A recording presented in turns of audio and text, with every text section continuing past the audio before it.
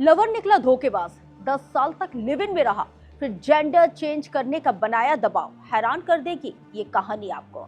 Short से समझिए। नमस्कार, आपके साथ इस वक्त मैं हूं रश्क गौरी और आप इस वक्त IBC 24 का डिजिटल प्लेटफॉर्म देख रहे हैं। शुरुआत करेंगे उस गुनाह से जिसमें प्यार है, विश्वासघात है और जिंदगी की सबसे बड़ी वो गलती है जिसे ताउम्र ना भरने वाला जिसने जख्म दे दिया है।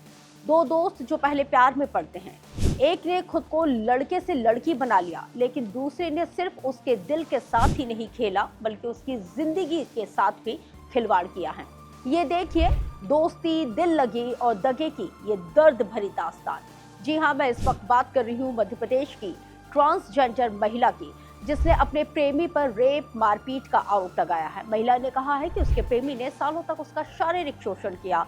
पीड़िता ने यह भी कहा है कि उसके प्रेमी ने न सिर्फ शादी का झांसा दिया था बल्कि उसके ऊपर जेंडर चेंज कर सर्जरी कराने तक का दबाव बनाया। लेकिन जब उसने प्रेमी की बात मान ली और शादी करने की बात कही तो उसका प्रेमी उसे छोड़कर भाग खड़ा हुआ। लेकिन जब वो इश्क में धोखा दे रहा था और इसी धोखे, बेवफाई की हदें जब पार हो गई तो दिल के उसके सारे टुकड़े हो गए। और जब ये धोखा, ब्लैकमेलिंग, रेप, दरिंदगी पर उतर आया तो ये गुनाह बन जाता है। ये चौंकाने और हैरत में डाल देने वाली खबर भोपाल से सामने आई है, जहां पर प्रेम प्रसंग, शादी के नाम पर ट्रांस वुमेन के साथ धोखा किया गया है। और इस पूरे मामले की शिकायत पीड़िता ने जब थाने में दर्ज कराई और अपनी आपबीती पुलिस को बताई तो पुलिस भी सुनकर दंग रह गई। पीड़िता ने थाने में बाकायदा शिकायत दर्ज कराई है। उसने बताया है कि पहले वो लड़का हुआ करती थी।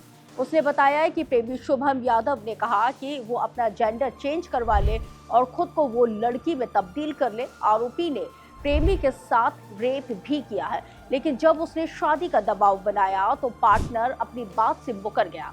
पीड़िता ने यह भी आरोप लगाया है कि आरोपी ने प्रसाद के नाम पर उसे पहले तो नशे की दवाइयां खिलाई, फिर दस्तावेजों पर साइन करवा लिए और आरोपी ने अश्लील फोटो, वीडियो तक वायरल किए जाने की धमकी दी है।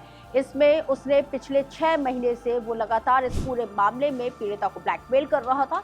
पीड़िता की शिकायत के आधार पर पुलिस ने 0 पर केस दर्ज कर लिया है और तफ्तीश शुरू कर दी है।